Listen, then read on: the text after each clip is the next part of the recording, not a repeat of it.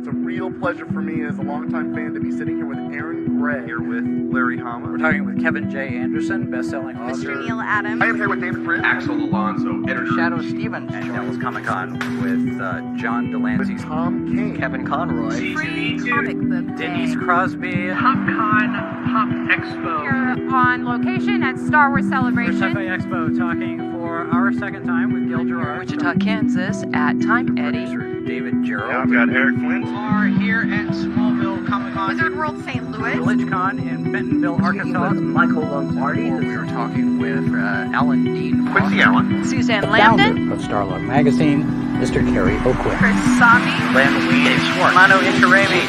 Jason Aaron. This is Sci-Fi for Me, your portal to the science fiction multiverse.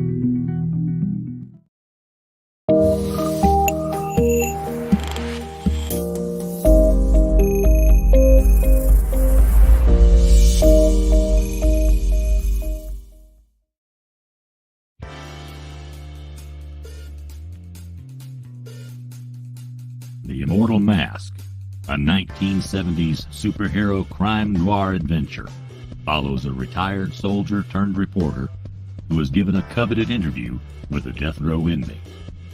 What he learns thrusts him into Atlanta's shadowy underworld. He'll have to use his military training to survive being hunted for possessing the information that could topple the city's most powerful ruling class. This is not a pre-order or a crowdfunding campaign. Get your books now at denali's.com.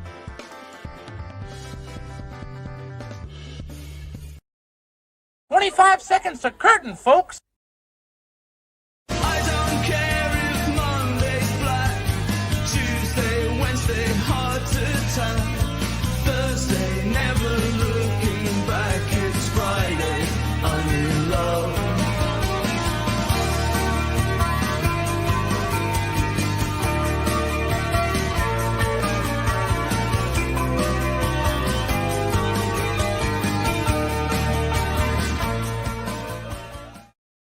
And it is Friday time for the LCS Guys shows. It's been a while since we've had Mike and Dave together here, so good to see you guys again.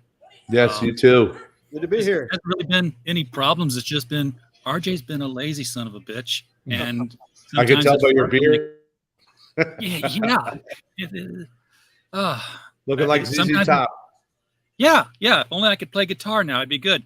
And before we jump into anything, we have special guest Pops Van Zant has joined us here. Pops comes in through the back door a lot. What's going on, Pops? I'm just adding something to your studio. Go back to your show. Leave me alone. Oh, okay. I'll do that. Pops has backdoor access because we are on the Madness Comic Network, which he runs. He's a producer over several shows. So we are simulcasting on his network tonight, as well as the Critical Blast channel. Oh, thank you. So when I see him pop in, I'm like, he's got something to say. No, he had nothing to say. He's adding some videos and stuff to our studio. I'm sure that's what it is. So we'll play those later. Guys, just real quick, I may lose you because we got a massive storm coming through. It's already kicked me out once. So okay. Yeah. Well, so if I lose you, so be it. We'll see you in 2 weeks. So let's get to the business at hand that we would ask you guys anyway. Usually it's at the end of the show, but we'll pull it to the front. What's selling? What's not? What are you getting stuck with, and what can't you keep in? Well, one thing I'm glad to see is Marvel. We complain so much about all the things that everybody does wrong. One thing they're doing right now is they are starting to ship on time on a regular basis. It's so important. Hey, they said Mussolini made the trains run on time, but hey, people like getting where they want to go, and they want to see what they want when they get there. So, Dave, I think the UPS trucks are getting there a little later at your place, huh? Oh, no, UPS is not only getting later, but they're destroying our product. 2 weeks ago, they brought us in a completely trashed, wet box that destroyed everything. So then I refused it because it was through Diamond. So I did not give them the COD. I said, we refuse this. Send it back. The next day they tried to redeliver it. They had reboxed it. Tried to send it back to me. I go, what is this shit? No, Guys, I refuse this. Yeah. I know what's in the that box of box. soggy comics. Yeah, bunch of soggy comics, trade paperbacks, everything. So I was Nice. very pissed off. And so finally, Diamond's doing her thing where they gave me my credit and so on, which is really funny because I didn't give them a check. So eventually we wonder if their department is going to figure out the fact that I never gave them a check for that shipment. Oh, they will, yeah. I refused it. So It might take a couple of Yeah. years. yeah, exactly. So I'd say that credit's probably Yeah. for something that happened 3 years ago. So and then I still have problems with my DC shipments through Lunar. They're one of the worst companies in the world for me. So next to EE Entertainment. It's so strange because I'm getting such great service from them. It's really bizarre. Now, I did have a little bit of a problem with them because I'd write a check and mail it in. And then I went like a month where all of a sudden my checks weren't getting cashed. They're like, well, you aren't sending like I send them at the same time every week. Is somebody there stuffing them in a drawer? And then they all magically appeared. So yeah, their accounting department is crazy. I swear to God, they must have a 3-year-old running it. So I heard that Lunar is a sister company to another comics distributor that basically DCBS. sells comics at a discount, DCBS. And somebody passed by the warehouse and took pictures that showed that Lunar and DCBS were not just sister companies. Their names are on the same door. They're in the same building. So that's how they started out. And I also hear that they're part of I don't know if it's Manhattan Comics or I think it's Manhattan Comics. That's their main baby. So they actually even own a comic book shop. Well, Jeff owned comic book stores when he first started. So he was a regional guy, then went national. So it does happen. I mean, that's not they're in the industry because they love the industry, and they branch out. So it's. I'm not in competition with them either, though. When was the last time you guys looked at a previews catalog from Diamond? Oh, I sell them, but I don't ever look at them. I hated looking. You need to look at it. It's sad. I predict my prediction, guys. I go this on record, okay? My prediction is in 5 years there is no more Diamond distribution. Well, I wouldn't mind seeing the Diamond preview catalog goes away because the way Diamond gouges is on freight. There's not enough market to even cover the cost of shipping. You lose money on every copy you sell. So they actually told me way back when I started, they said, we recommend you give these out to customers. Yeah, I know. Yeah, and I'm like, you recommend we give out a lot of stuff, including free comic book day, that you charge us for. Yeah. Buy these and give them away. The publishers take the credit. They'll say, oh, we're giving all these free books away. I told you before on the show that I was actually investigated by the police when people filed the complaint for me not giving away enough free comics. And the detective comes in, he starts, I know it's free because I read it on their website. It's like, for frequently asked questions, you go down about like item 18 in real tiny print. It says we pay a nominal fee. Well, buddy, when you're giving away thousands of that nominal fee ain't so nominal. Yeah, it's expensive then. We got an active chat showing up out here. Even Diamond has. Go ahead. Well, yeah, I'm just addressing the chat here. We got some people talking. Past Master Dan, yes, LCS. I thought everybody knew was local comic shop, but I like some Liquid Crystal Sunshine. That would be good. Jim O'Reilly is in the chat. Really? How much is that an ounce? Well, it depends on who your dealer is. Exactly. Jim, we are live. Jim, thank you for popping in here. Mike Walters is here. Dropped in to like, share, and say hi. We do appreciate that. As well as Woody, our regular audience member. Love to see that. Crystal McGee, the creator of The Good Night. Good to see you out there, Crystal. Thank you for popping in. And Mighty Geek Studios is here. Yeah, Mile High Comics. They're a distributor and a store at the same time. So So no conflict of interest there. Yeah. No. So, and where were we going? So I found it really going back to Diamond real quick. They're from what I'm seeing on their toy selection, it is strictly what they've got left in stock, and they're rehashing it. Mm-hmm. So I mean, I just don't see how Diamond's going to survive. They've lost Marvel, they've lost DC, they've lost recently Penguin went over to Dark Horse went over to Penguin. Yeah, they still offer it through them, but your discount shit. Oh, awful. Yeah. Yeah. Yeah. Now, if you So want to go back in time, there was a article that I wrote that was published on ICV2 when the pandemic was first hitting, and all these guys on the East Coast and West Coast, which that's just a whole nother world of thinking out there. They were like, shut it all down. We don't want to do mail order deliveries. We don't want to do curb deliveries. Just too much trouble. Shut it down. It's all over. And I wrote an article and said, look, this is an opportunity. People are going to be bored out of their gourd at home. And basically I was predicting what happened to trading cards and gaming sports cards and all that stuff. They just boomed. I said, people are going to want entertainment. This is an opportunity like we haven't had since the advent of radio. I mean, this is just, fantastic stuff here. And, whatever you do, don't shut it down. This is an opportunity. And then that afternoon on the same website, ICV2.com, Steve Jeffy says, we're shutting it all down. Like, wow, doggone it. I bet he wishes he'd listened to me and read my article. Yeah. Yeah. He lost it all. Now the industry's struggling. Uh-oh. Now, I will say, though. Here's some of that stuff that storm's hitting him. Bet it's going to knock him off. Well, I will say, while Dave's trying to come back in here, that as a result of all this, I'm getting better shipments. I know Dave is having a different experience than I am, but my shipments are arriving on time, early. I've actually got all my books for next week. That's fantastic. All that stress of, okay, the books go out for sale tomorrow. UPS shows utterly pathetic service, which I think Dave will attribute to, shows up, like at 5 o'clock when you're about to close. Okay, here's your boxes. And you're supposed to have this stuff for sale at 10 o'clock the next day. So you don't have to have that stress anymore. You've got what you want to sell when it's supposed to be there. And, me, I've got it so easy now, because I don't have to do the in-store sales, and I just ship once a week. And I wish I'd had the service that I'm having now back when I still had my stores, because I probably still would have both stores, but they were just crushing me. And of course, coming out of Olive Branch, that 15 to 25% damages and shortages every single week.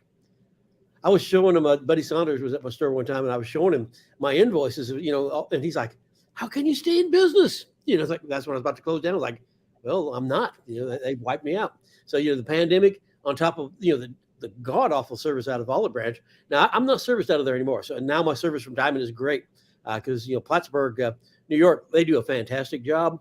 They run it like a business. I don't know what the problem is with Olive Branch, but from day one, when they tried to move the Plattsburgh distribution center from up around Sparta down to Olive Branch outside of Memphis, it just has never, ever worked. I mean, it's like those people don't know how to take a box, pull a book from it, and put it in another box. That's just too complicated for them. Oh, well, it's also, a new, there's no such thing as new comic book day anymore, because it used to be everything went up on a Wednesday. Now it's like DC's like, hey, we're here on Tuesday. Put us up for sale. You got the books, sell them. The problem is the DC's the ones who are doing the worst job.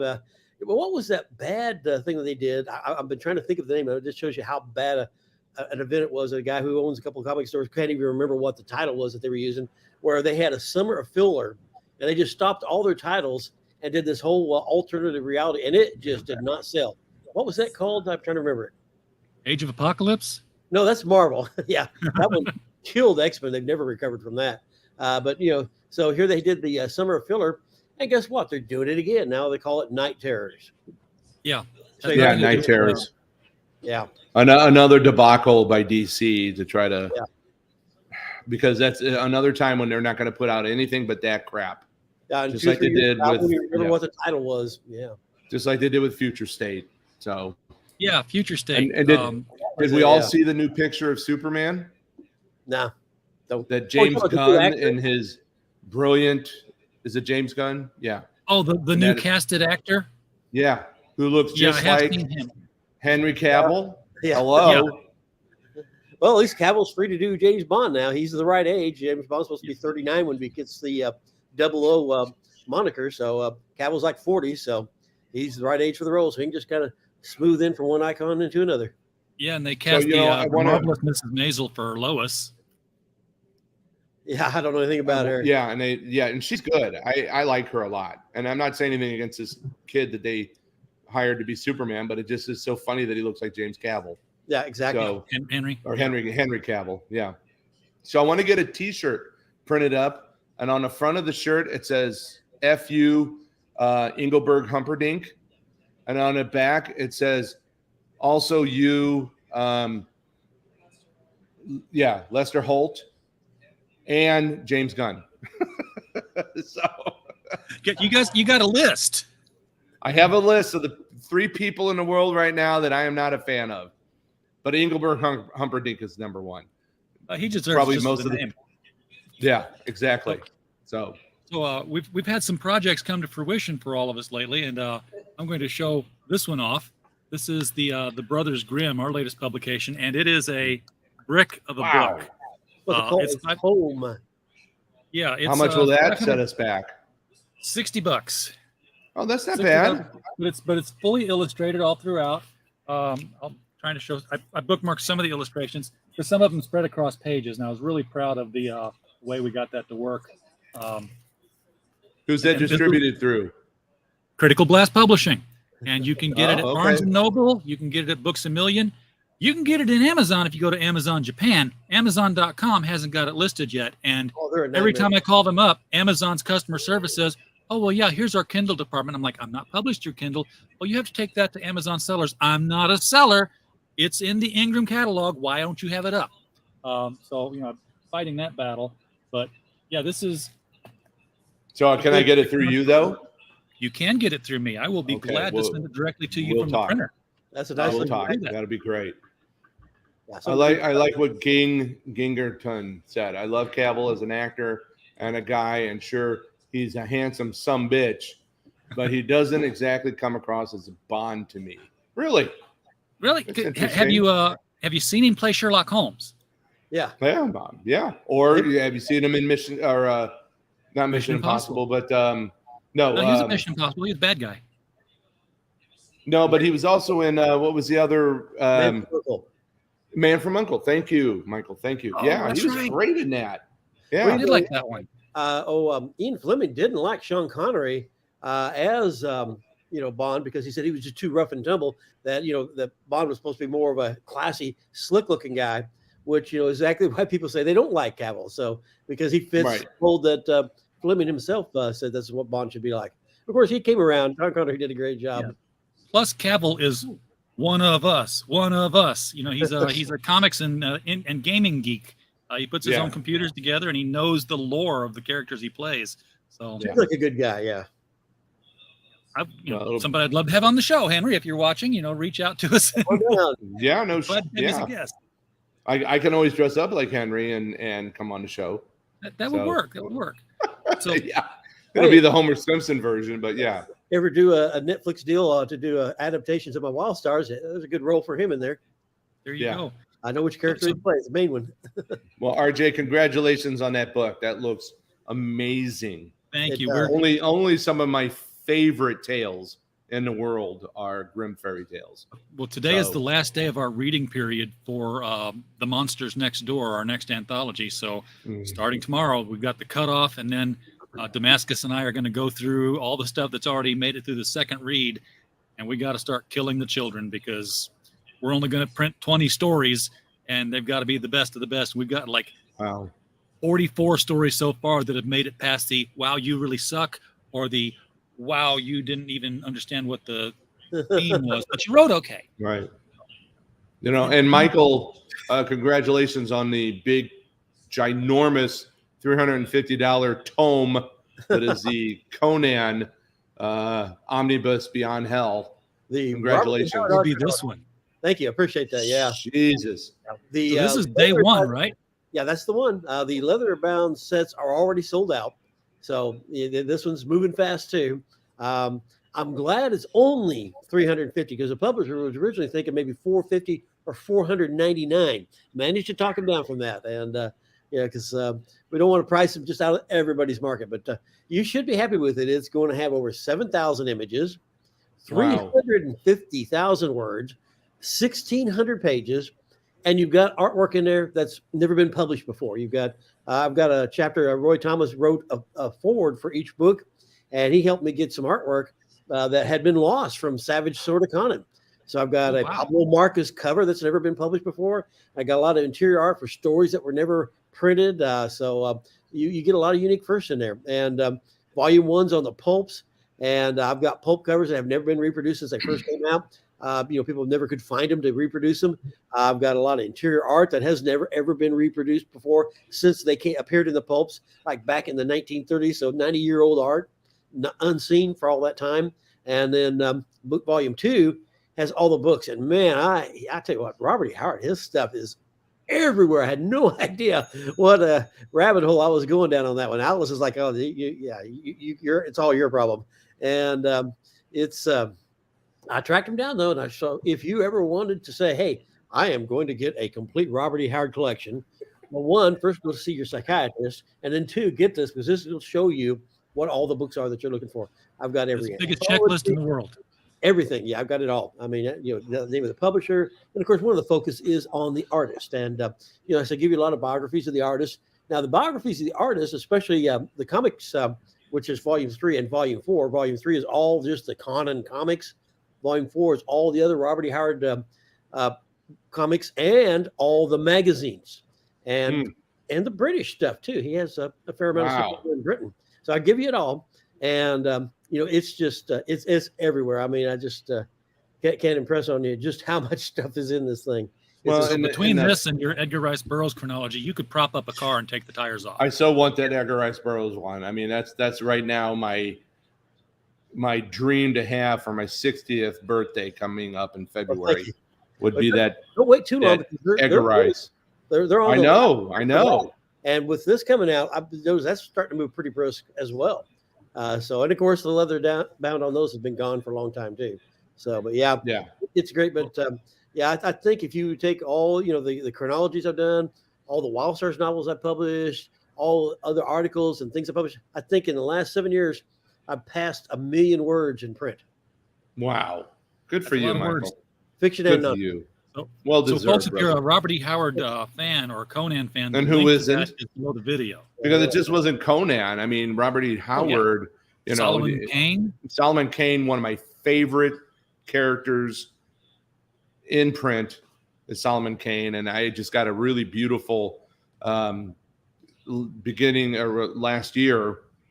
Great book of the collected works of Solomon Kane character. So, yeah. Good stuff, man.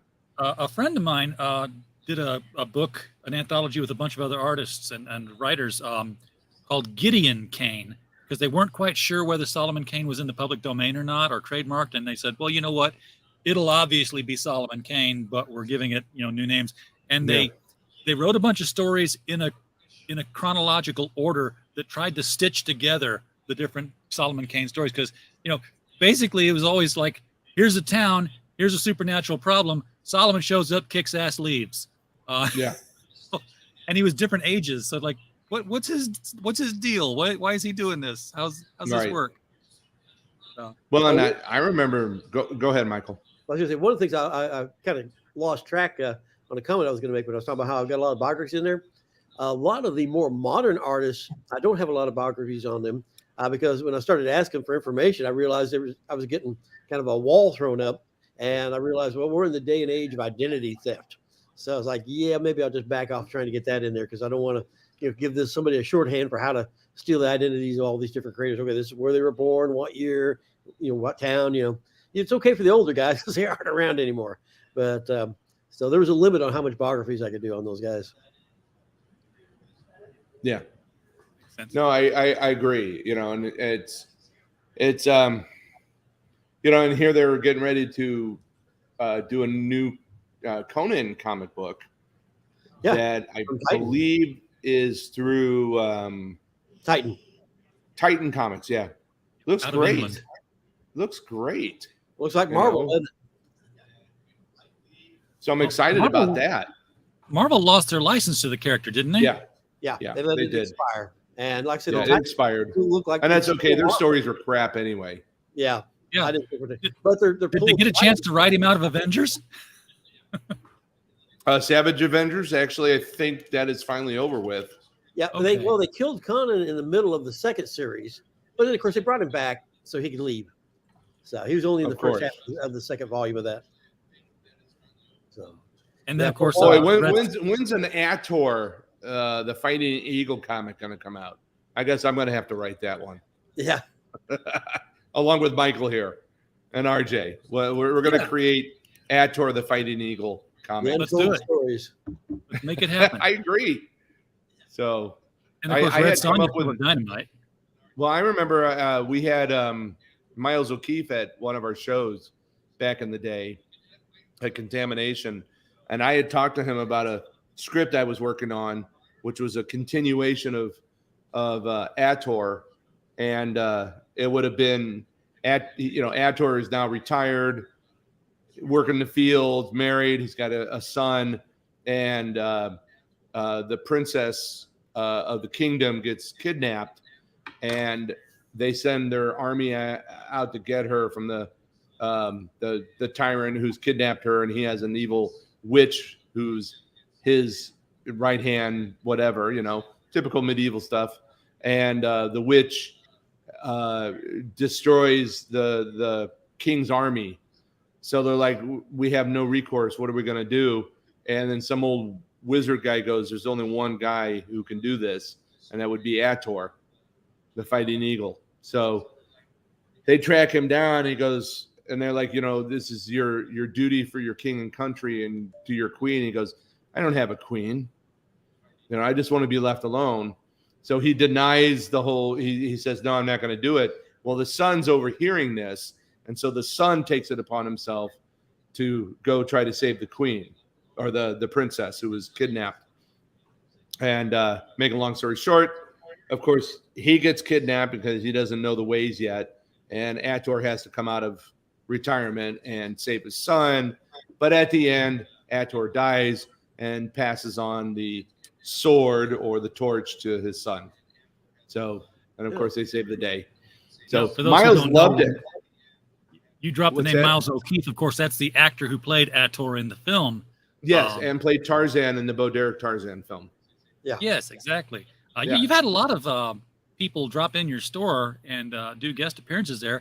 I've been in there since the last time we talked. I was there just a few months ago, and you weren't. But I picked up some. I raided your dollar bin because as much as I wanted to support you as much as possible, there wasn't a whole lot on the new comic rack that jumped out at me. What's wrong with you? Yeah, that's the industry, guys. It blows balls. Excuse me. They stop putting the content that people want. They're like, okay, this is what we want to sell you. No, it doesn't work that well. You make the books that the people want to buy. DC is dying. Marvel's still holding on by a thread. But I mean, look at the Flash movie. It died on impact. Oh, that was a disaster. And we knew that was going to happen, didn't we? All know that was. I haven't even seen it yet, and I will go see it because I do like that character of the Flash. But I knew.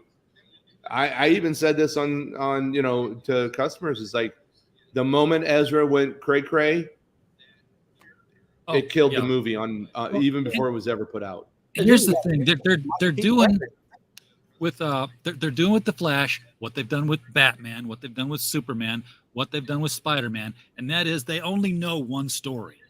Yeah, they know the one iconic story, and when you get a new writer on there, they're like, oh yeah, I know the Flash. He's the guy who changed the timeline because he had to go back in time and save his mother and screwed things up. Right, and that's the only story they tell anymore. I know, and that was already done on the TV show. So why are we revisiting this crap? And that's the core of the problem with comics is that they're trying to get all this new talent, and all they're doing is giving you derivative content of stuff we've all read before.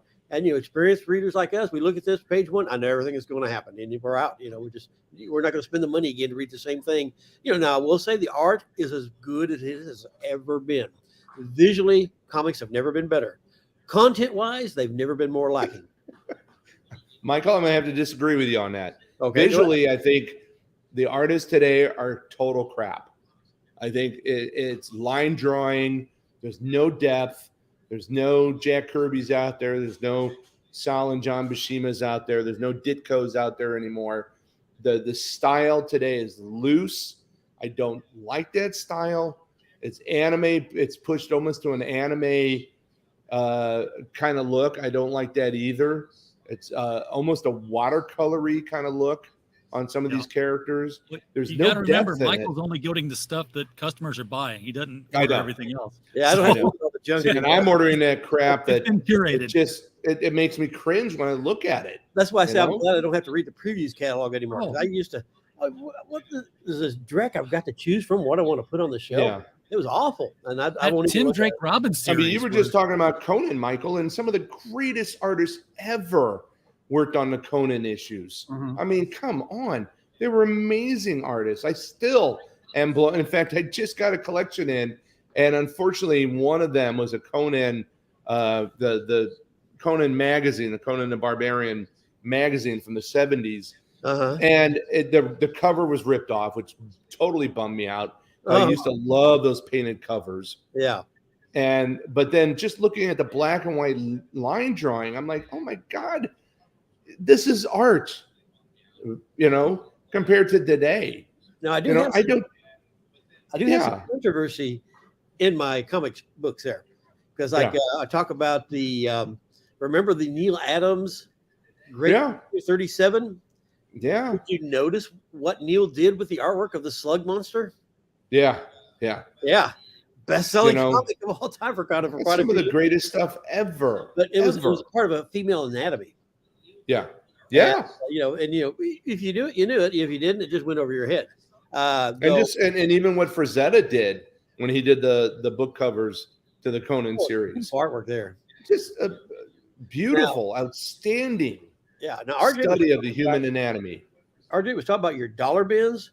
I hope you don't have any of the Dark Horse Conan Songs of the Dead. Great artwork by Timothy Truman. I love his artwork. Written by Joe Lansdale. I mean, he's a well-known artist. The one thing we know is that Conan you can still get pretty much top dollar out of, unless it looks like toilet paper. That Song of the Dead, though, I mean, it's pornographic. I mean, it's one of the things that you cannot show is an erect penis, turgid. And so the opening scene of the book, it's on a statue. They break it off, and then Conan wears it around his neck. Nah. Series. And then it's the key to a door where the keyhole is shaped thusly. Exactly. The vagina. Yeah. Again, so that's how he unlocks it. Then later, Michael likes to say that word. So well, that's what they are. Then later there's a lock that's in the shape of a human skull. That, of course, he inserts the key into the mouth. I mean, that thing's going to get somebody in trouble. So I'm trying to, I didn't realize. I mean, I sold it on my shelves, but because Dark Horse won't give us any kind of content guidelines, I treated them all as mature and dodged a bullet there. That could have shut me down and put me in jail. Cost me my reputation. I never would have had a political career. And I would have gotten elected to public office a couple of times. So, hey, I'll vote for you. Yeah. Well, thank you. And it's one of those things that's it's out there on shelves. People don't know what it is. I didn't know what it was. So I get ready to write this chronology, but I'm going, what the? I was like, you got to be kidding me. Right. Absolutely. I mean, a lot of the best artists right now are working in the indie scene. And that's why I went off camera to try to grab some of the stuff I'm shipping now, but I couldn't get to it easily. If you look up the Barton brothers, Corey and Clayton Barton out of Australia, the stuff they're doing with Kozor and their new books. That stuff that's like Barry Windsor Smith and George Perez had a love child. Yeah. That's a high compliment. Yeah. Yeah, it's good stuff. Good stuff. A lot of line work going into that. So, you just got to find them. And as retailers, you'll likely have an easier job with that because there is a new thing that people are putting together now called Iron Age Distribution, LLC. I've heard of that. Okay, so it's coming together, and it's going to be like a diamond catalog, but it's going to be the indie guys. Good. I don't think they're getting a good enough support from Diamond. So, find a different source and let's go. So, because I honestly think a Diamond's done. At least they look like they want to be done. Yeah, that's just it. I think they want to be done. It was amazing back when you had like several distributors. Diamond was head and shoulders better than all of them. Yeah. And Steve retires. This one guy just runs his company in the ground. Finally, Steve has to come back out of retirement to try to save it after they stopped distribution for the pandemic. Worst business decision ever. And, he's been trying to recover ever since. And, it's a shame. I mean, he was but they just stopped trying once they got the monopoly. And, now, that they have competition, they are so far behind the rest of the pack. I mean, they're not even in shouting distance. It's really a shame to see them fall like that. JR, the pool is bigger than you would think it is. I mean, there's only so many in the mainstream because there's only so many titles, obviously. But if you start getting out into the indie scene and the people who are doing self-publishing, there are people out there who blow the mainstream people away. No, there are, but the thing I'm seeing too, if I just be honest for a moment, and look, here's what I'm noticing. West Coast, East Coast is different from the Midwest, like where I'm stuck at. Sure. I remember a time when it never was like that. It was all encompassing. Everybody was buying. I don't know what has happened trend wise, but unfortunately, the independents are just dead in the water out here. Nobody wants them. Nobody asks for them. You know, I got my good friend Jim Owsley, who's over in St. Louis, and he did oh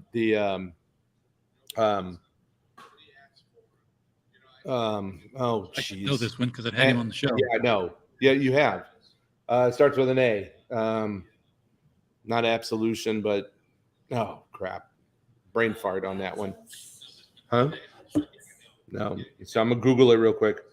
But I'm trying the same thing. Yeah, I know.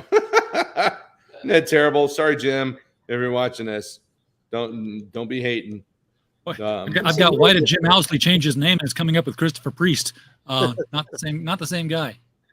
Well, don't you hate Google search now? I mean, like you type in eBay, it's like the 10th listing. You're gonna let's go to Amazon, all these other people who pay us money first. You know, the search engines are terrible. I don't know to find anything else. Anyway, the Atonement Bell. Bell. Yeah. And it's a great book, but nobody is buying it in our neck of the woods. And I hate that. I hope he's doing better over in St. Louis, and I haven't talked to him in a while, and it's great artwork. It's great story. It should have just exploded in the Midwest area where we should be supporting our independent people, but it didn't. And I'm heartbroken because I've carried 1 through 4 and it's just, nobody wants it. And I feel bad for Jim because it's a great book. And I tell people, buy this book. You're going to love it. But yeah. Yeah. Well, there's a lot of great art coming out of there, St. Louis. Yeah.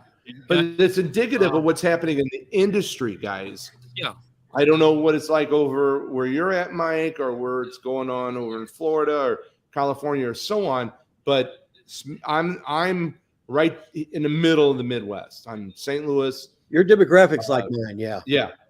And I just have seen a complete decline in sales on everything except for independent. What has happened is they've chased our core customers away. I mean, they've kind of like Bud Lighted the comic book industry with trying to do all the woke stuff. And I just saw huge droves of my customers leave.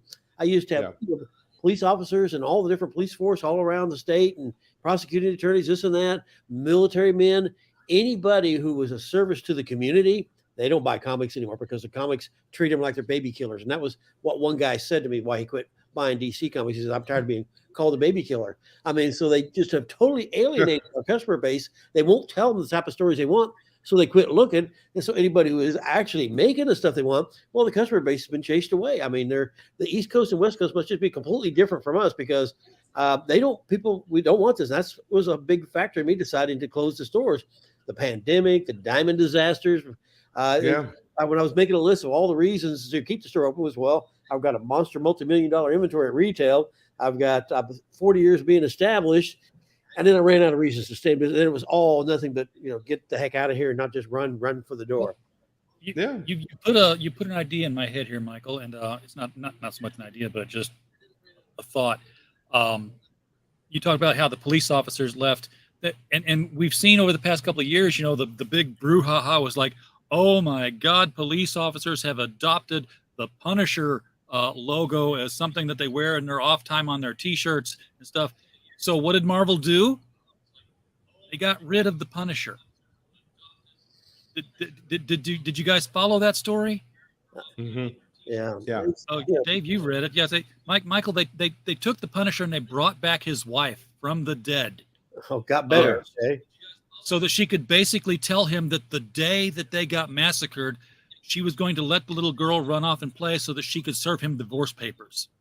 Oh, it's just all dysfunctional. People don't want dysfunctional. I mean, it's okay to have a couple have a good relationship.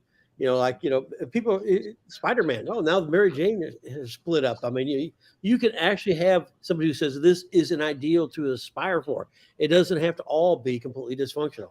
I mean, remember Magnus? No, I mean, remember when Tony was a alcoholic, and everything. And, and I love how Marvel films totally just kind of danced over it. I'm like, come on, that was a major thing. They almost got it in Iron Man 1. They had him, they showed him drunk and everything. Yeah, but they didn't. They still didn't touch on his alcoholism. The whole point of that storyline was to show that he was human. Even as a superhero, we are human. We have faults. The hero's journey is not one beat repeated over and over and over on every character. All right. Don't candy coat it for kids. Yeah. For one thing, kids aren't reading Iron Man anyway. The parents took their kids to go see the Avenger films. So that could have been something you could have talked about. Both my grandfathers died of alcoholism. So why is it taboo to talk about alcoholism? Exactly. In comic books now. I hate to break to Marvel, but Ms. Marvel Carol Danvers went through her bout of alcoholism. One of the most powerful scenes I saw in an Avengers comic was where she's pouring herself a drink and she's wearing the sash costume at that point. Right. And Tony walks in and she throws it to the side or something, and he asked her about her problem. He's like, I don't have a problem that you took a drink. I have a problem that you tried to hide it. Which is what tells me that there's a problem, and I know where I'm talking about here. Right. That's the one where she got left behind on a mission, and she decided she's drunk. She's like, they can't leave me behind and go to the moon. I'll fly to the moon, and she flies up however high it is before she runs out of air and just crashes to the ground. Yeah. It was a great Avengers story that touched that. Yeah, it brings humanity back into the superheroes. Where that's why everybody is drawn to Spider-Man, because he's a teenager. Just, trying to survive as a teenager in school, like we all did, getting picked on, so on. And yet he has these extraordinary powers. With great power comes great responsibility. Thank you, Uncle Ben. And you never and we all did. And that's why Spider-Man touches every kid out there. And that's the pathos that is the Spider-Man lore. Then it has nothing to do with anything else but that one section of his storyline. Yeah, it's they've lost the core a reader, and the people are leaving, and when those people leave, they aren't buying those other books that they want. I mean, when you lose, Aqualad's gay now, and Superboy is bisexual, and your first page starts out with them in bed with somebody. Stuff. Nobody wanted that. Every time they do an event like that, nobody would buy it. There's still a store over here in Little Rock that's right in the middle of that community. And I was hearing that he, was carrying a lot of the covers, themed with that, because he thought, well, he's right there where they're all at. Nobody bought it, and I never could sell it in my stores. I mean, I'd have customers who had what we would call an alternative lifestyle. They didn't buy it. I'm like, who are they making this stuff for? Must be on the East and West Coast, because nobody in Mid-America is buying it. No, sexual identity is not a personality. Yeah. And that's what they're selling it for, because they think they'll draw in a market if they say, hey, this person is just like you. Whereas the successful character, the successful character is not somebody who is just like you. The successful character is generic enough that you can see yourself in them. Yeah, but they're targeting bingo. Maybe 5-7% tops, at least here in Mid-America, of our customer base, and the other 93% are like, well, I don't want to read this. And the other 7% they are targeting, they also say, I don't want to read it. I mean, they know they're being pandered to. I mean, so nobody buys it. No, it doesn't sell. Well, they're getting their ESG dollars from the government. We've often said this. The reason why you watch a science fiction TV show or a movie or a horror movie or read a comic book is escapism. You don't want to be reminded of things that you wake up every day to. You want to escape into a world that is make-believe. Most of us, I mean a good 99.9% of us, don't believe it's real. Okay, that 1% that does. Okay, there's medication out there for that. But, we want escapism. All I want to see you do is become a superhero and go out and kick ass and beat a monster or whatever. To a higher ideal. Yeah. Lift us exactly. up. Drag us down. So, and same with my science fiction films. I love Star Trek, but I don't want to, and I get what Gene Roddenberry, God bless him, he never tried to, he played on the envelope. He didn't push it. He played with it and folded a little bit, and did things that were vision of the future. Yeah, that were relevant at that time. And today, Star Trek and there's certain like Discovery, which I don't like, has gotten to the point where I don't care who you're sleeping with, people. I don't want to see you kiss this or that or alien or whatever. Yet, although Kirk did it all over the place. Yeah, that's okay because that was Captain fucking Kirk. Every kid back then. Me, I'm straight. It was the show. I'm a womanizer. That was part of his character. Yeah, but we've gotten to the point where I even think that even Gene Roddenberry goes, okay, we gotta reel this back, and that's why I like Strange New Worlds, Star Trek wise, because they've gotten back into telling stories. That's what Star Trek is about. Telling stories. It could still be relevant, but it's about telling the story. And you get the point of the story. Ensign, you don't have to write it out for everybody. Yeah, they got a good actor in that role. So yeah. Oh God, Anson Mount as Captain Pike. Yeah, is perfect. Amazing. Actor. Yeah, a perfect actor. I mean, I love Kirk. I love Captain Archer, played by Bakula. Yeah, Scott Bakula, and I love Anson Mount. They get it. They get how to tell a story through acting and push it forward, and they do just that. Yeah, and if you get a point out of it, then you got it from the story. You didn't have somebody stand up and deliver a soliloquy. Yes, about what another person shoving it into your face like a pie. Because Star Trek, the original series, never shoved it in your face. It was told through good storytelling. If you get the point through good storytelling, they've done their job. You don't have to be so blatant about it, which Discovery was. There was this guy roughly 20 years ago that, went around the countryside and he didn't tell people, this is what you got to do. Don't do that.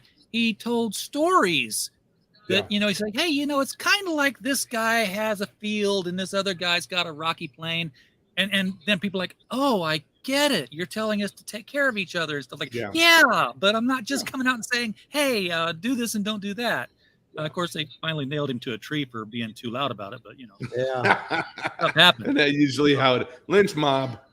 So, well, look, guys, I want to, if I could, and I'll let you and Michael talk because I do have to go, and I went way over what I thought I could do here tonight because the storm's over, and I have to rescue a dog. So I just said, go rescue a dog. Yeah. Yeah, got to get Buddy Love. So Michael, my new boxer, his name is Buddy Love. Okay. You remember what movie that came from? No, I'm drawing blank. No, Nutty Professor with Jerry Nutty Lewis. Professor. Yeah. I never saw it. You never saw the Nutty Professor with Jerry Lewis? No. Okay, Michael, that's your assignment this weekend. It's Dr. Jekyll and Mr. Hyde with a comedy. Yeah, that's right. The first time I ever saw Jerry Lewis look cool. It's comedic, Dr. Hyde. Hey, lady guy. That's from that same time period of where Ian Fleming's other movie franchise didn't take off so well. Chitty Chitty Bang Bang. Yeah, That was a Ian Fleming story too. But yeah, 60s were great for that stuff. So anyway, is that the dog that's in the store already? Because I tried to approach him. Yeah. He's like, and he's very skittish. Yeah. Oh. Yeah, he's very skittish. He's unfortunately abused by the previous owners. So we've taken him in. Right. But yeah. Well, go rescue him. So anyway, here's air. I want to do this. This is a first. You get the exclusive, RJ. All right, take notes, people. Yeah. So October 14th in Belleville, Illinois, we will be having the first annual Dracula Fest. And Dracula Fest. So it's celebrating all things Dracula. Special appearance by Dacre Stoker, who's the great grandnephew of Bram Stoker, the writer of Dracula. Yeah. He will be here. Yeah. Great person. It's an all-day festival, all in Belleville. We're getting ready to announce it on our Cosmic Comics Belleville Facebook page and Instagram and Twitter. But I wanted to announce it here that we're going to be doing that October 14th, 2023. It's going to be a blast. Everybody's going to be wanting to be involved in it. Ticket information is coming. VIP information is coming. But it's going to be chock full of really cool stuff. So fantastic. Excellent. So glad to hear that. RJ, I expect to see you down here. Michael, hitch a ride with RJ. Come on down. So October 14th. Done. October, yeah, that'll be September or October 14th. That'll be on a Saturday. So, yep, we're excited about it. It's going to be huge. So, good stuff. We will be more there. Information to come. I'll post a link to you, RJ, and you guys put it out there. So yeah, and look for Cosmic Comics Belleville on Facebook, folks, and go out there and make that part of your regular reading material. Yep, and Instagram and Twitter. So yes, awesome, guys. Hey, Dave. Much Thank love, you. Michael. Keep it up, bro. Thank you. Appreciate you. See you in 2 and 2. Yes, we will. Bye, guys. That we got excitement from J.R. Exner. Dracula, yes, okay, be there, and it's a real Stoker. Yes, you are correct. Well, speaking of things that are going to be huge, yeah, that's where I was going. Yeah, appreciate that. Yeah, that's just went live today, just hours ago. Also linked below, folks. It's already a quarter of the way to the goal, and so it's only a few hours old. But remember on Saturday matinees, they'd always have the Sons of Hercules, and where they take all these movies from all around the world, redub them into all Sons of Hercules, and this is where Kursova Publisher has done a collection of stories by the guys who write a lot of stories in Kursova magazine, myself included, where we go back and we give you a story in that same kind of vein. How we were talking earlier in the show about how people don't want all this woke stuff. Well, this isn't going to be woke stuff. This is your old-fashioned macho type of stuff. I'm sure they'd probably call it testosterone poisoning, but these are mighty heroes. Bigger, larger than life, fighting. Everything from sorcery, demons, monsters, and all this type of things that just a mortal man couldn't handle on his own. And just good fun. And so I was appreciated being invited to write a story for it. And I also did a alternate cover for it too. That right there is the artwork for the main cover, which will be on the paperback cover and is on the front of it. And there is the cover. They'll be on the flip back cover. I mean, if you don't, want to have that on the back, you can always just flip the wrapper around. The text will be upside down on the spine, but you can put that on the front if you want to. And so that's my cover. And it's like the story on the inside. That's a macho guy who, hey, you're surrounded by deadly enemies. Grab your short sword. I don't need the big one for you. I'll take care of you with my little knife. Yeah, I watched you develop this piece over time. It was interesting to watch it evolve. Yeah, because I thought you were doing a Conan piece at first. Well, originally it was going to be Conan, and I was kind of pitching it for maybe one of the covers for the set of bonus books that were made for the Robert E. Howard chronology, but they had another artist they wanted to use for that. So I ended up saying, well, hey, since you got the Sons of Hercules, I didn't make him completely look like Conan. As you can tell, it's not exactly Conan hair. And said, hey, could you use that? And I'm like, yeah, sure, yeah, we can use that. That'll fit well.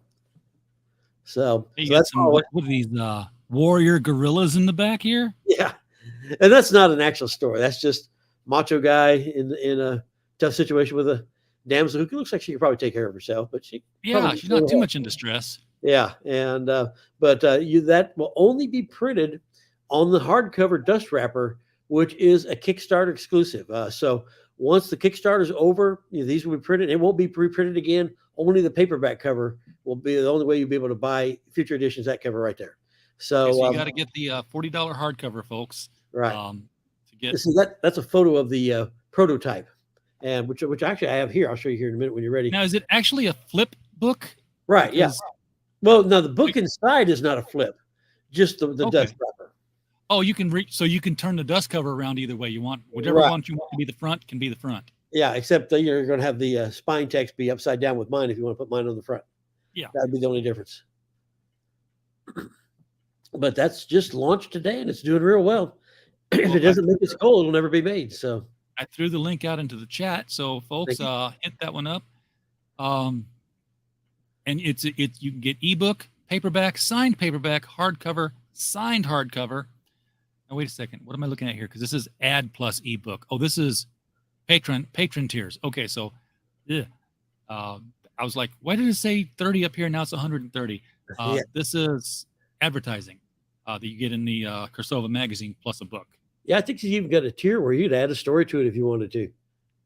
Oh. I had one available, I might, but so Alex has got a lot of tiers on here. Yeah, you can place a full page advertisement in the Mighty Sons of Hercules. Oh, so this is going to be this isn't trade paperback. This is Kursova magazine size. No, it's actual hardcover size. This is not magazine size. This will be hardcover. I've got a copy right here of the prototype. Well, let me put you on the big screen. Okay. Yeah, and you can see what it looks like that way. And it's just your regular, standard linen bound hardcover. But it would have ads in it. Yeah, I guess so. Yeah, my prototype doesn't, but it's just got the stories. But yeah, so you can have extra content in there. Okay. Do check that out, folks. That's Mike's got two things you can buy. You can if you don't want to get the mighty Sons of Hercules, well, go out there and get the mightiest of them all, which is of course. Let me figure out how do I StreamYard again? I forgot how to click all the buttons. Go out there and get that Robert E. Howard art chronology also up on the link. And just in case, people aren't seeing it below, I'll do like I did with the Mighty Sons of Hercules Kickstarter and drop it in the chat. It's a lengthy link, but so be thankful. All you got to do is click on it. Now, just to show you the difference in size, here is Hercules with the latest feature Kursova that just shipped this month, and it's doing really well. As you can tell, it's got a beautiful cover on there, and it's got part 2 of my latest Wild Stars novel, Wild Stars 7, the Gold Exigency, and I've already turned in Wild Stars 8, but now there's a story to this. This is on the hardcover and the trade paperback. This is the art. Artist was a little bit late turning in the color, so they thought he wasn't going to get it there in time, and so there was only 4 covers made in hardcover of the sketch. Only 4 of these exist prototypes, and 1 paperback version. And so, so Alex put the paperback on auction. I wanted it and said, "Hey, it's 1 of 1. I got it." And I just happened to order 3 copies of that, and so he auctioned the other hardcover, and I think it went for like $50 or something like that. And so there's I've got 75% of the market cornered on that sketch cover. Yeah, well, sketch covers are a thing. People sell comics of those all the time. Yeah, but this was not original. But yeah. Well, yeah, but same. Somebody could remark it. It's a new term I've learned. Remark. Yeah.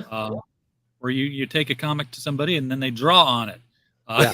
That's what those blank covers are good for. And I used to sell real well with those for people buying them to take to conventions to get artists to draw on them.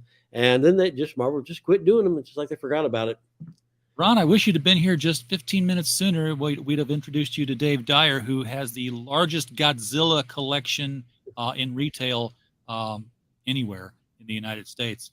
Ron is doing Sector 7, which is a a kaiju comic, 4 issues long. First issue is currently on fundmycomic.com, which, you know, Michael, I'll introduce you to that sometime because you know, there's Kickstarter and Indiegogo, and both of them take 6% fee, but Fund My Comic only takes 3%.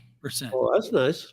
Yeah, so, you know, keep a little bit more of your money, and also Luke Stone, who runs it, he's got an approach to it where it's like, if he answers the phone and they're saying, "You have that book on your site from Michael Tierney?" Well, yeah. Well, did you know that he said this and this at some meeting and he's voted this way and that? He's like, did he do anything illegal? Well, no, but shut up, and hangs up on him.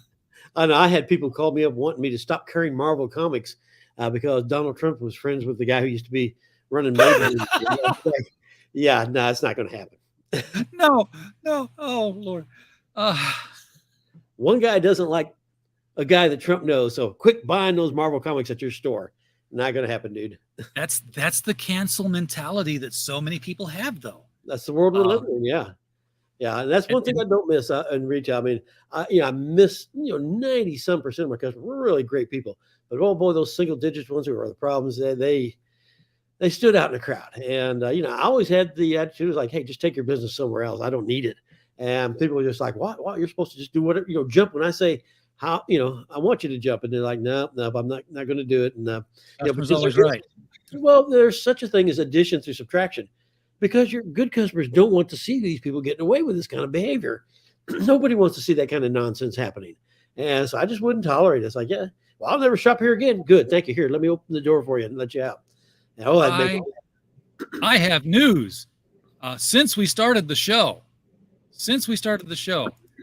Amazon.com has listed. Oh, good for you. The Brothers Grimm, the complete illustrated fairy tales. I am pasting the link in the chat.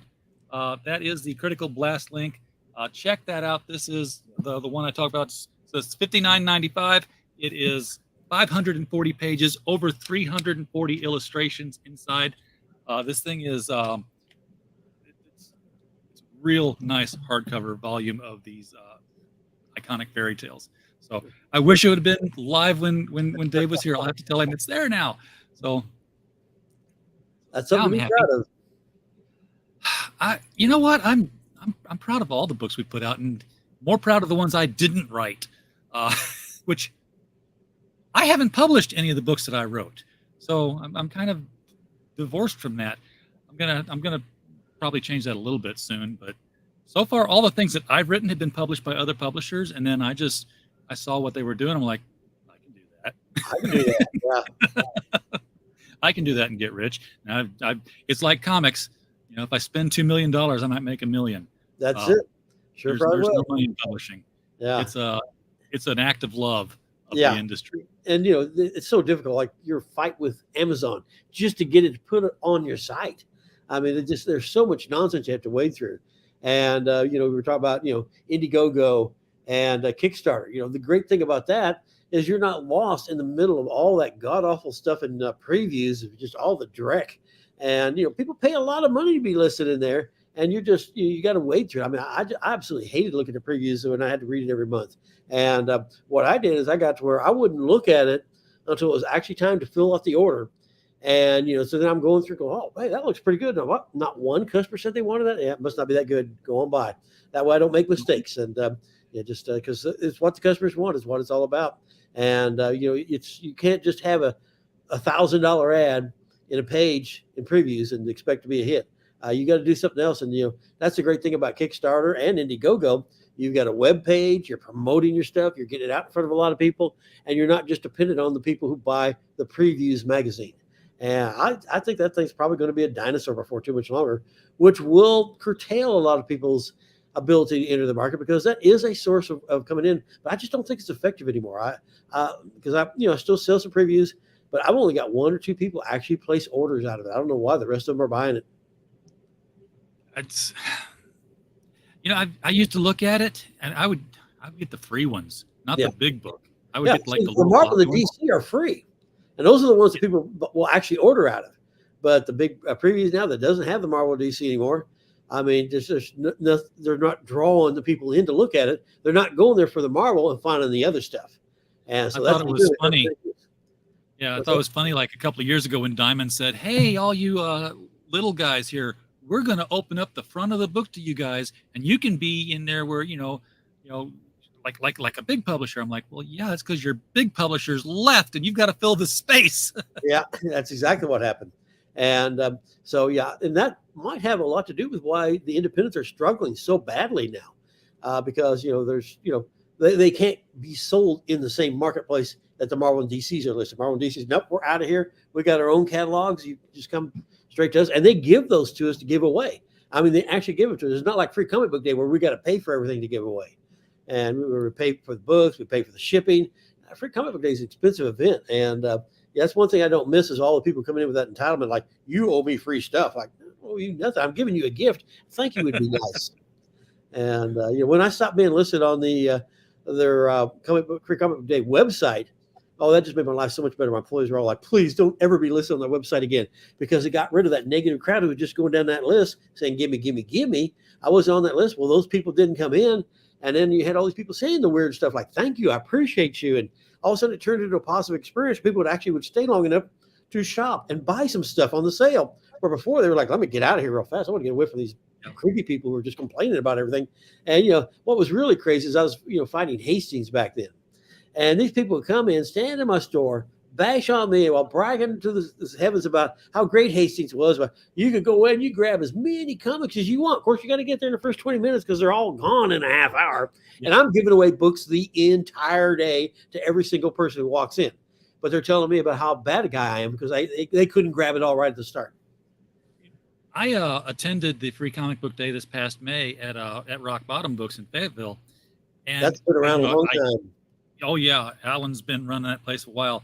And I asked my friends, like, what's the limit? Well, what's the thing? And he's like, 6 books. That's pretty good. And I looked, it took me a while to settle on 6 books. And it's not because I was like, I really want these 8. Which ones do I want less? It's like, I've got 3. I can get 3 more. What do I really want to read? Yeah. Well, what really messed up Free Comic Book Day for me, in addition to the terrible advertising, making it sound like a dump truck just backed up in front of a store, dropped all these free comics for me to distribute. That's what the cop said, and that's what he was thinking. And but what happened is then they started having adults only comics on the gold sponsors, and that's why I've originally said I'm not going to be on there anymore. I'm not going to pay money to buy these comics. I've got to throw away because it's illegal for me to even have them on the premises where I'm zoned. I was too close to schools and churches. I couldn't have adults comics even in my premises. And but they're, you got to buy them to be on their website. I'm like, I'm not spending the money. That's why I skipped the first time. And then after that, I was like, yeah, I'll never be on that website again. And it's a good event. It has a lot of potential, but it just lost its direction. And it just never, ever gave retailers proper credit for what we put into it. Plus, the big guys started doing reprint stuff. Hey, we'll just give you here's the first half of a first issue of something we're printing in full, either last month or next month. Yeah, just a teaser. Yeah, nothing really collectible.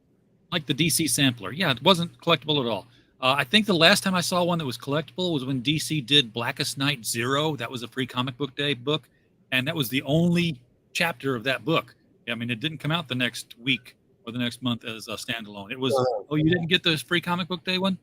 Well, that too bad for you. Get the trade paperback, yeah. Yeah, exactly. Well, Michael, we are over our hour, so appreciate you taking time out to. Are you breathing easier now that you're not Robert E. Howarding it every night? You would not believe how bad I was working. I mean, it was just one of those things. Everyone's like, "Oh, you're semi-retired." Like, I'm working harder and more hours than I ever have before. And because when I did that, I signed a contract on the 4th of July to do the Robert E. Howard chronology. Now here, exactly 3 years later, it's being delivered to people now. So that is a huge relief.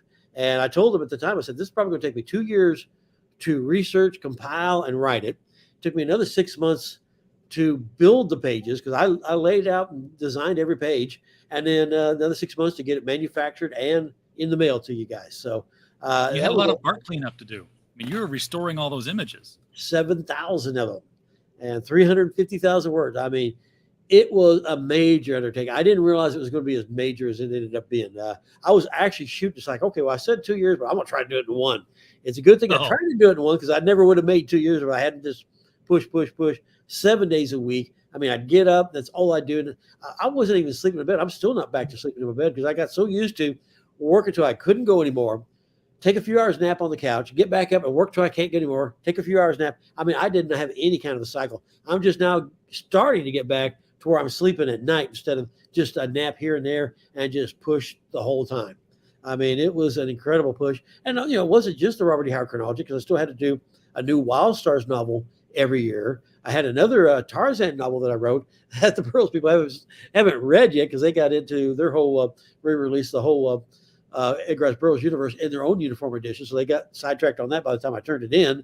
And then all the other works I've done, I did a whole bunch of things called the Krasova Classics, where we restored a whole bunch of lost stories, that had been forgotten and never were reprinted since they first appeared in 1914 magazines. The start of science fiction, and people just didn't know about it. Everybody's heard of Nathaniel Hawthorne, but people haven't heard about his son Julian Hawthorne, who did some of the earliest science fiction ever done. And it was not bad stuff. So we brought those back, and I was restoring those, doing a lot of scanning, and so there's so many other projects I've been doing. That on top of that, so so I've been juggling and a lot of multitasking. But you're right. I'm so relieved to be at the point now to where my next deadline isn't due until August of next year. There you go. Are you looking at another chronology of anybody? Or well, I've got the material to do a Disney Ducks, and but Disney's not going to give me the rights to. No, Disney won't. But you've got all those amazing stories, all those pulp magazines. I mean, like anything that Ray Bradbury appeared on the cover of or something. If you had to pick a creator, not saying it's the project you're doing, but if you had to pick another creator that would make for a great art chronology, who would you pick? Well, it's a Carl Barks. That's the one I'd really like to do next, but I don't know that's, I'll ever get the rights. I may just write it up and just do it without illustrations, just talk about that. That would not be that. You can't do it that way, but that would be twice the size of your Robert E. Howard one to do. Well, the whole thing too is though, it's like at one point I didn't think the Robert E. Howard thing was going to happen either because everybody's like, well, what do you want to do after the Robert Edgar Rice Burroughs? It's like, well, I'd like to do Robert E. Howard, and I approached the Robert E. Howard people, and they were like, well, and this was an actual quote from one guy because I didn't talk to the right people. I didn't get to the people at the top. I was kind of coming in entry level. And they were like, well, this is just too big a project for us to wrap our uni brain around. Well, then later, I got to talk to a guy who knew Fred Malmberg, the guy who owns Heroic Signatures, who does the right. So he put me in contact with him where we could send him a sample of the Edgar Rice Burroughs. And he's like, wow, this was his code. He's like, this thing is like a ballista shot to the head. Yeah, let's do the deal. He knew it wasn't going to be much money for them, but he said, let's do this for the fans because he thought this was something the fans would really enjoy. So we had his support and blessing. And so I got the rights to be able to do the Robert E. Howard. But for a long time, I didn't think the Robert E. Howard one would happen. Now it's done. So who knows, maybe the Disney Ducks, but I had the same kind of experience with Disney because I did write him and approach him about doing it and say, here's what I've done. Here's what I'd like to do. And I got a threatening letter. Well, you better watch what you do or we'll sue you. Like, oh, that's a thank you very much. Go up yourself. That's not how you respond to a query letter, folks. Yeah, exactly. Threaten me back. Like, how dare you even think about it? If we want, and this was actually another thing they said, if we want something like this done, we'll do it ourselves. So, but again, I was coming in entry level. Who knows who else? I wasn't talking to the right person. So if ever, somebody out there at Disney's listening, hey, give me a call. Maybe we can work something out. Because I think it would be another 4-volume set. I mean, because you've got, the Donald Duck, the Uncle Scrooge, Walt Disney Comics and Stories, and just so many other things in one-shots. I mean, it would be a monster, and I think it would be great. And Carl Barks was maybe the best writer-artist combo out there. I mean, because you had guys who were really good writers, you had guys who were good artists, you had guys who were good at both, but nobody ever went to the level of Carl Barks because the stories he was doing back pre-World War II and World War II are still as readable today as they were nearly 100 years ago. So, and there's a kind of a theme there. You notice my stuff. I'm doing stuff that's like 100 years old. And, if I don't do these books, all that knowledge and information is going to get lost. Yeah. We got to preserve our history. That's right. Yeah. And that's one thing, advantage I've got is, I was working in the printing industry while I was going through all its changes because, for so many centuries, comics and books, everything was still being printed in the same process, letterpress, that the Gutenberg Bible was printed in, and that's the very first printed book. And then in like the 60s, all of a sudden offset printing started taking over, mainly in like newspapers. And then you started getting what they call cold type, and that created the whole typesetting thing, and it just, I've seen such an evolution. And now we're getting into digital, and there's so many things have changed. And also in the book industry, the way things are sold. And so, I've got all these different histories. And that's one of the things when I was first pitching the Egggrass Burrows, and, I had the permission from Egggrass Burrows, and Jim Souls, the president, he was trying to help me get this thing. He wanted it to happen. And so he's out there helping me try to find a publisher. And they were all telling me, oh, you can't do all those things in one book. It's either got to be a book about this or that, or a narrative or an art book. You cannot combine all those things into one book. I went ahead and did it anyway because I found a publisher who said, we'll do it the way you want to do it. And that's the way the Burroughs people say, yeah, do it your way. We like your idea. And so when I put it out my way, I was like, well, hey, if I'm going to fail, I'll fail doing my best shot. And everybody's like, this is the way it should be done. So sometimes these publishers are set in their ways. Like, this is how it's got to be. Jaws 7, it's going to be a hit. Forget 3, 4, and 5, and 6. 7 is going to be the one. Okay, 8. 8's going to be the 9. That's just the way they would keep making the same mistakes over and over. And I wanted to do something different, and people really liked it. So I just did a second one. All right, folks, if you want those books, the links are below. In fact, the first set of links you'll see are to the LCS Guys individual websites, including Michael's thewildstars.com, which, if you don't scroll any further than that, I'm assuming that both the other links are also going to be on that website somewhere. Oh, yeah. If you go to Wild Stars, you'll have links to it all. And also, another thing I do, we haven't talked about this very much because there's nothing for me to sell, but I have a online comic strip that comes out new every week called Beyond the Farthest Star. Again, this is with the Egggrass Burroughs people, where I'm adapting, the Burroughs stories, other stories, and intermixing original stories by me into one big story. And that keeps coming out every week. And I used to color that too. I did coloring in the first 100 episodes. And right now we've got a guy from Argentina, Sylvester Szilagyi. He took over with episode 101. We've turned in like the first 36 episodes. I think the 20th just went live. Actually, the 20th will go live tomorrow. And he's just doing fantastic artwork. He's got good 3-point perspective. This guy is a very talented, very experienced artist. And when he took over the coloring too. And, I just love what he's doing on the work. I mean, he is telling my story the way I wanted to see it done. So couldn't ask for a better job. I see you posting on Facebook now and then, and it's some beautiful stuff. So yeah, he does great work. Edgar Rice Burroughs, science fiction storytelling in comic strip structure. So it's. Yeah. And, when you click on one of my links, it takes you over to the Burroughs website. And it's one of those things, I think it's like maybe, I don't quote me on this, but, around $15 or something like that for an entire year. And you get not only every episode of the weekly Beyond the Farthest Star, all the other strips at the same time are also included. Plus, wait, there's more. Ginsu Knives. There you get the access to their entire backlog inventory of all the thousands of other strips that they've already published. So you get all the new weekly content that releases every Saturday, plus the entire backlog. I mean, it's got adaptations of Tarzan by Roy Thomas that was never published in comics and things like that. Oh, nice. A lot of good stuff. Roy Thomas is a great writer. I would love to read some more of his stuff. All right, folks in the chat, hit those links. They're right below. Get out there and buy books. My link's not there. I'm going to have to fix that next time around. Yes. Hit the Kickstarter. You've got. Come on, scroll correctly here.